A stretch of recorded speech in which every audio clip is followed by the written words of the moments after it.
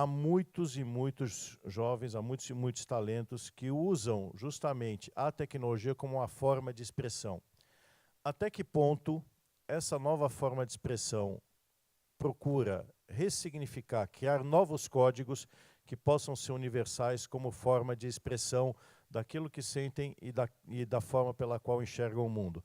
E até que ponto isso pode condicionar ou não novas formas de inovação, ou, ao contrário, limitar a forma pela qual hoje a gente cria soluções para o mercado, ou a gente propõe soluções para a sociedade. Queria começar aqui com o Luiz Alberto, que é um artista plástico no sentido clássico, apesar de sua arte ser contemporânea. Como que ele enxerga esse movimento hoje? O trabalho que eu procuro fazer, são já 30 anos de carreira artística, é concentrado dentro do universo das linguagens tradicionais. Perfeito?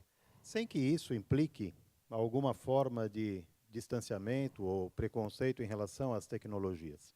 As pessoas que me procuram no ateliê me procuram justamente por talvez eu representar uma salvaguarda desses princípios. Esse é o trabalho que eu procuro realizar, né? E digo mais, procuro também estabelecer conexões com os meios tecnológicos, mas procurando sempre fincar o pé na tradicionalidade das linguagens. Estamos bem felizes de observar que estamos vendo uma onda nos últimos 50, 100 anos, porque respaldamos essa análise de um escritor amigo do Instituto, Anthony Miller, que ele escreveu um livro faz alguns anos que chama Colliding Worlds. Em Colliding Worlds, ele analisa como no iluminismo... Anthony Miller, Colliding Worlds. Sim, Colliding Worlds, né? Mundos colidentes. Mundos colidentes. Ele analisa como o iluminismo fez uma separação entre a ciência e a arte, que antes, com Michelangelo, etc., era integrado. Aí, o próprio Leonardo da Vinci era ele também tanto cientista era quanto artista. Isso, aí virou o iluminismo e causou meio uma separação, que a ciência foi solta da arte. Agora estamos vendo, e Anthony Miller analisa os casos de Albert Einstein e Picasso, como a arte e ciência está se reintegrando de novo em uma onda. E eu acho que estamos vendo muito isso também no artistas usando novas tecnologias, se expressando. Nós estamos vivendo um grande momento atual de, não se choquem, mas de retorno a valores da antiguidade. Na antiguidade, enquanto antes nós tivemos no 18 a promoção da autonomia da arte, o que nós tivemos na antiguidade foi uma interação entre a arte, sob o conceito da kalokagatia. O que é kalokagatia? É a identidade entre o belo e o bem, certo?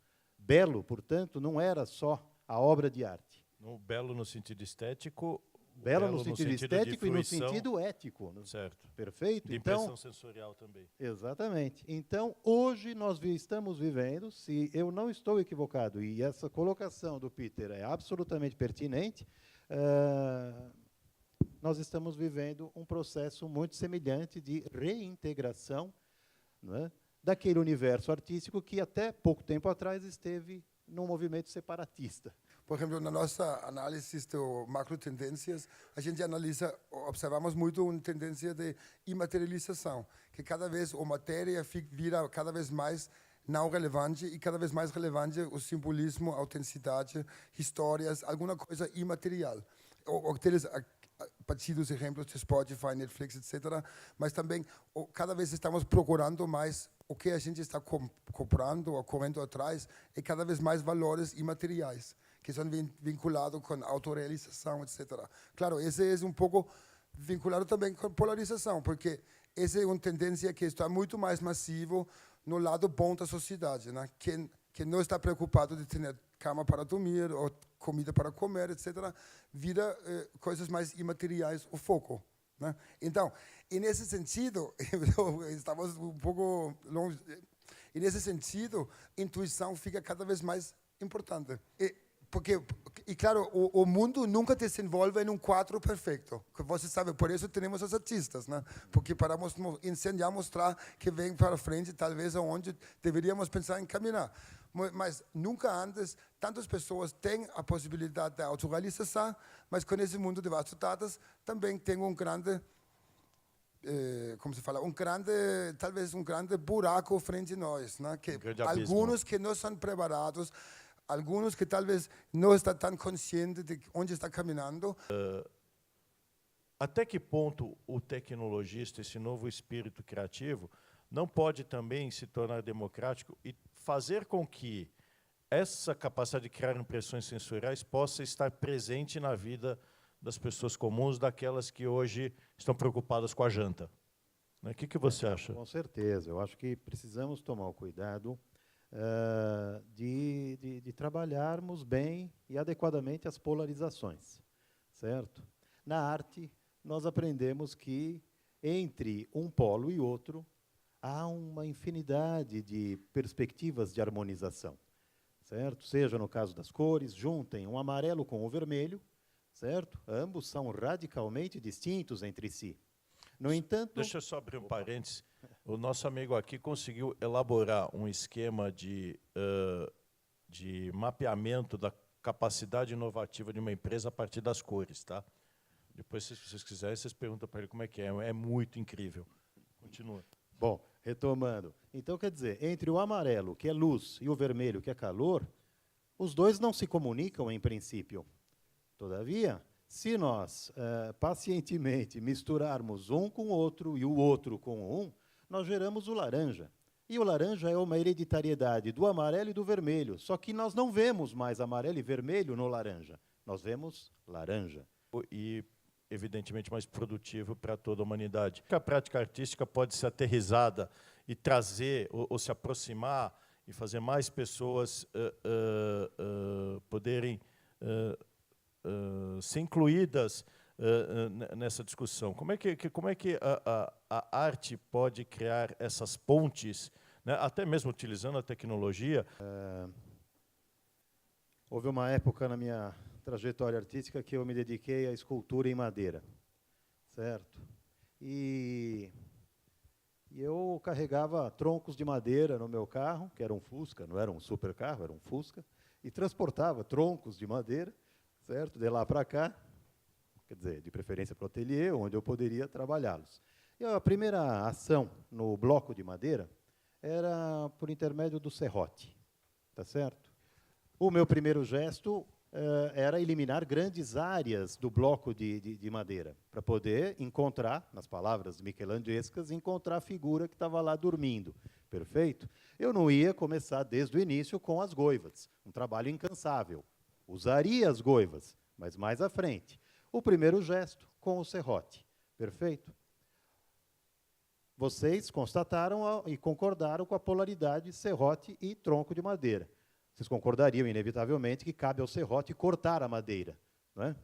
Bom, mas e se eu disser para vocês que, enquanto o serrote corta a madeira, de modo muito mais audaz, muito mais eficaz, tá certo? Porém, reciprocamente, a madeira corta o serrote. Porque o serrote, ele fica cego. O serrote perde a trava. Não é? É fácil ver o serrote cortando a madeira. Já não é tão fácil ver a madeira cortando o serrote. Mas essa operação se dá. E essa é a chave que eu vejo para a gente sair dos becos sem saída, das oposições, das dilacerações que o ser humano hoje se encontra. Porque a gente, como futuristas, falamos que muitas organizações trabalham com predição, com profético, usando dados do passado para ver que vai ser o futuro em um ano, para ver que vai ser a projeção de vendas, etc. E a maioria das vezes está PT. Porque não se pode só olhando o futuro com ciência, tecnologia e dados, registro o momento. Para olhar o futuro, precisa o componente artístico, precisa imaginação. A gente sempre olha assim, o futuro não existe, por isso ninguém pode saber o que vem no futuro. O que podemos ver é infinitos possíveis futuros para tentar explorar esse de maneira inovadora e criativa e inovar para o futuro. olhando só com tecnologia, ou ciência ou dados conhecidos, fudeu. Precisamos combinar dados conhecidos, ciência, ok, mas precisamos colocar arte, precisamos colocar fantasia, porque senão não conseguimos enxergar todas as possibilidades. Como você enxerga esse espírito criativo hoje? Eu estou imerso nessas questões. Eu procuro assistir atentamente o panorama factual do meu contexto, certo?